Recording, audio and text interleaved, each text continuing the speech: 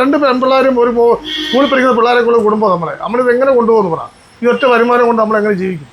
ഞാൻ 20 വയസ്സിൽ കണ്ടക്ടർ പണിക്ക് അറിയാം, എനിക്ക് വേറെ ഒരു പണി അറിയത്തില്ല വലുതാണ്. എന്നാലും വേറെ എന്തെങ്കിലും പണിക്ക് പോകാമെന്ന് പറയാം. ഇത്രയും പ്രസ്ഥാനം പെട്ടെന്ന് നശിച്ചു പോകും. ഈ സൗജന്യ യാത്ര തുടങ്ങിയ ശേഷം പ്രൈവറ്റ് ബസ് ജീവനക്കാരുടെ അവസ്ഥ എന്താണ്? അവസ്ഥ പരിതാപകരമാണ്. അല്ല, സത്യസന്ധമായി പറയുമോ? സത്യസന്ധമായിട്ട് പറയാം, പരിതാപകരമാണ്. കാരണം ഇത് 4ാം ദിവസം ഇന്ന് ഇത് തുടങ്ങിയിട്ട് 4 ദിവസമായി. 4ാമത്തെ ദിവസം. ആദ്യ ദിവസം വലിയ കുഴപ്പമില്ലാതെ പോയി. 2ാമത്തെ ദിവസം അതിൽ 1000 രൂപ കുറഞ്ഞു. 3ാമത്തെ ദിവസം പിന്നെ 1000 കുറഞ്ഞു. ഇന്നലെ അത് ഒത്തിരി കുറഞ്ഞു. ഇന്നലെ ഈ വണ്ടി ഓടിയത് 9000 രൂപ ഓടിയത്.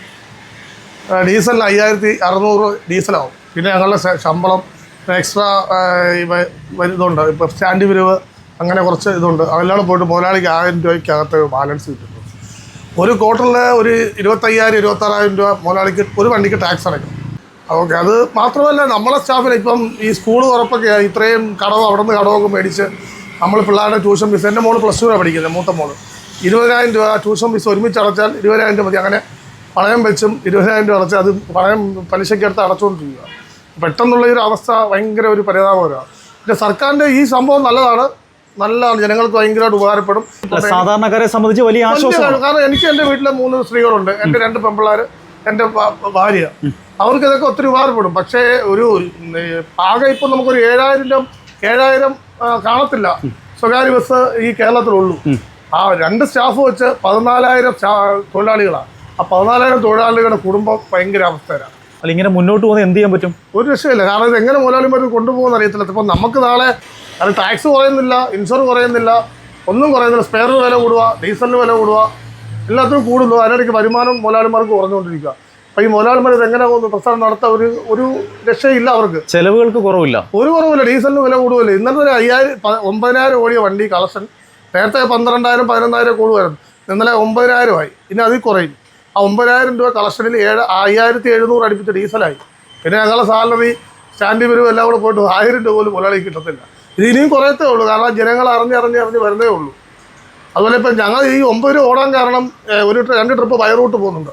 അവിടെ KSRTC ഇല്ലാത്തതുകൊണ്ടാണ് ഈ 9 രൂപ ഓടുന്നത്. അല്ലെ അതും ഓടത്തില്ല. നമ്മളവസ്ഥ ഭയങ്കര പരിതാപകരം, വിഷമം കൊണ്ടൊക്കെ പറയുക, ഭയങ്കര പരിതാപകരം. അതിലപ്പുറമാണ് മുതലാളിമാരുടെ അവസ്ഥ. കാരണം അവർ എന്തുമാത്രം ഇത് ടെൻഷൻ അടിച്ചാൽ ഇപ്പം നടക്കുന്നത് പറയുമോ? സ്വകാര്യ ബസ് ജീവനക്കാരെയും കൂടെ ചേർത്ത് പിടിക്കുന്ന എന്തെങ്കിലും നടപടി, എന്തെങ്കിലും ഒരു കുന്ന് കരകയറാൻ മുഖ്യമന്ത്രിയുടെ ഭാഗത്ത് എന്തെങ്കിലും ഉണ്ടാകുമെന്ന് നമ്മളെ താഴ്മയ പുള്ളിയോട് അപേക്ഷിക്കുന്നുണ്ട്. നിവൃത്തിയോടുകൊണ്ട് അപേക്ഷിക്കുക പുള്ളിയോട്. ചോറാണെങ്കിൽ ഒരു ഊണ് മേടിച്ച് 2 പേര് കഴിക്കുക ഇപ്പം. അപ്പോൾ അങ്ങനെയൊക്കെ ചെയ്തിട്ട് വീട്ടിൽ ഇന്നലെ കൊടുത്ത 700 രൂപ.